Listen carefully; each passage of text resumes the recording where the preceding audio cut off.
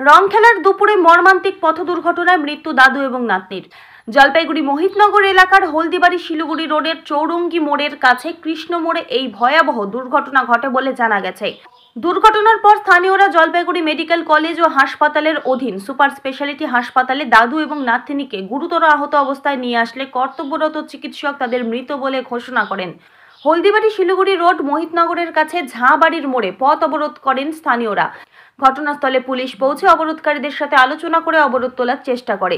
জানা গেছে জলপাইগুড়ি রানীনগরের কাছে পাঙ্গা বটতলা এলাকা থেকে চৌরঙ্গি মোড় এলাকায় দাদুর বাড়িতে নাতনিকে নিয়ে রং খেলবে বলে টোটো চালিয়ে আসার পথে মুখোমুখি গাড়ির ধাক্কায় টোটো দুমড়ে মুচড়ে যায়। দাদুর নাম সুকুপাল, বয়স আনুমানিক 55, শিশুটির নাম রাধিকা রায়, বয়স 3।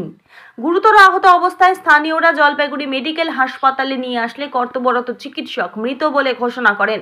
মাত্র 3 বছর বয়সের এই কিশোরী এবং দাদু দুজনের মৃত্যুতে শোকের ছায়া নেমে আসে গোটা এলাকায়। অভিযোগ, 4 চাকা একটি পণ্যবাহী গাড়ির সাথে টোটোর মুখোমুখি সংঘর্ষ হয়।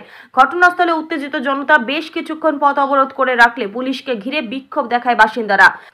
ঘণ্টাখানেক পর অবশ্য পথ অবরোধ ওঠে। গোটা ঘটনার তদন্ত শুরু করেছে পুলিশ। ঘাতক গাড়িটির খোঁজ চালাচ্ছে জলপাইগুড়ি কোতোয়ালি থানার পুলিশ।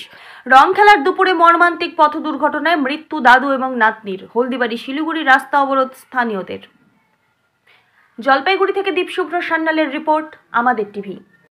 বাচ্চা পড়ে আছে, বাচ্চাটা হসপিটালে ভর্তি, মারা গেছে, মানুষ মরে গেল। হ্যাঁ, অ্যাক্সিডেন্ট হলো, পুলিশ কি করছে? আচ্ছা, করে না পুলিশের ব্যবস্থা, 2-3 দিন আসে, আবার একটুখানি বন্ধ করে আসতে আপনি আমার ভাবি পড়ে আছে, যে আমি কিছু যাইতে পারতেছি না। অবস্থা ঠিক করার দরকার। এখানে এত বড় একটা পুলিশ গাড়ি থাকা দরকার। আপনারা কি অবরোধ করলেন? অবরোধ না, অবরোধ আমি মনে করি আমি কিছু অপরাধ করি নাই। আচ্ছা, অবরোধ উঠেছে, লাশ নিয়ে গেল। টাকা গুনে নিতে খুব ভালো লাগে না? জায়গাটা কোথায়? জায়গাটা কোথায়?